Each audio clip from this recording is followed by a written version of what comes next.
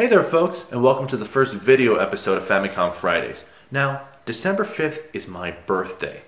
But what does that have to do with creating chiptune music, you may ask? Well, let me tell you. Back in 2003, one of my birthday presents was the music application Reason. And when I got my hands on it, it was awesome. I could create music that I never could have created before in a wide range of genres using a wide range of sounds.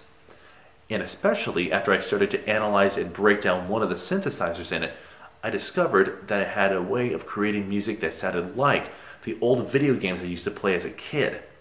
So, after several months of practice and working at it, I came up with this one song that kind of culminated all of the research and practice I'd put forth, and I called it the Blue Bomber. And so today, to celebrate my birthday, we're going to break down and analyze some of the techniques used to create this great track from 2004. I loved the track back then, I still love it now, and hopefully you'll love it too when you listen to it. Today on Famicom Fridays, we are listening to the Blue Bomber.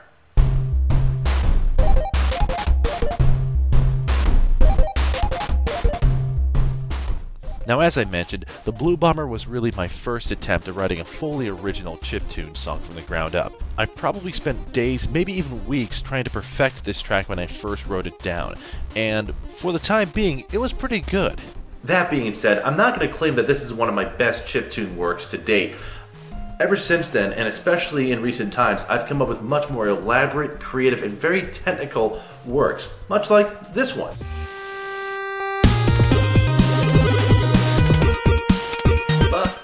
We'll save that one for another show. Now, there's a good amount I could talk about regarding this track for today, but I'm going to scale it back and talk mainly about two different techniques that I utilized in the creation of this song. If you're not too familiar with how music was created on the old game consoles and arcade machines, it's important to talk a little bit about the restrictions that these composers had to face at the time. Speaking specifically about the Famicom, or the Nintendo Entertainment System as we call it in the US, you were restricted to only 4 voices at any time. Now, one of these voices was used for all your noise-based effects and all your percussion sounds by means of a noise generator. The other 3 voices were basically synthesizers that you could use for musical tones, pitch-based sound effects, and other sorts of sounds that required some sort of musical note. The kicker was that each of these 4 channels could only use one sound at a time, one note at a time, since they were all monophonic. So in order to make these have a lot of interest and a lot of really dense, rich harmonies and melodies happening, you had to be very creative with your sequencing. And that's what we're going to talk about right now. At this point in the song, I wanted to have 4 different things to be happening musically. I wanted a melody, a counter melody, a bass line, and chords happening. But unfortunately, I only had 3 voices to do this in.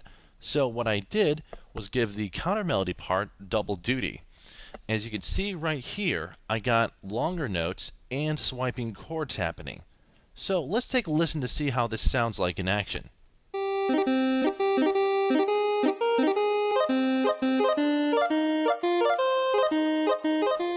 As you can hear, it sounds like you have both some sort of melodic line and chords happening at the same time.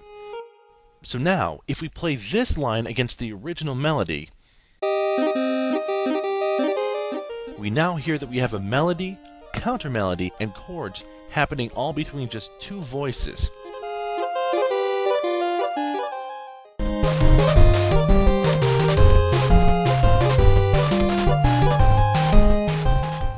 So now that I've showed you the basics of how to take a single melodic voice and make it do more than one job, this is the trick that everyone seems to go crazy over, and that is how to take a single noise generator and turn it into a full-out drum machine.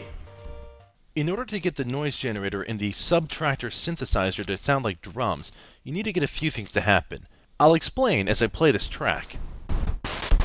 Over here, these blocks indicate individual notes being played by the noise generator. These parameters modify the way the noise sounds. Noise decay makes the notes shorter or longer based on its value, while noise color makes the notes darker and brighter based on its value. Over here, we can see how these parameters look like when they're being played back in real time on the synthesizer itself. Now, you might try to claim that this methodology is a bit excessive, and to a degree, you're right. but I wouldn't have it any other way, if only because the type of sounds I get are just so good and I have yet to find a really good way of emulating them anywhere else.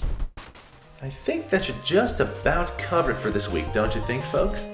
At any rate, thank you for spending your Friday with me. It's been great looking back at one of my first chiptune pieces back from 2004, but now it's 2010 almost, and that just means more music to write and more techniques to share. So, for now, if there's any sort of songs that I've written that you want me to explain more about, or if there's any songs you want me to write for future episodes, feel free to contact me via email, voicemail, Twitter, Facebook, what have you. I'm open to requests from all around. But until then, this is Skitch signing off until next week. You enjoy your weekend, folks. I know I'm going to be enjoying my birthday.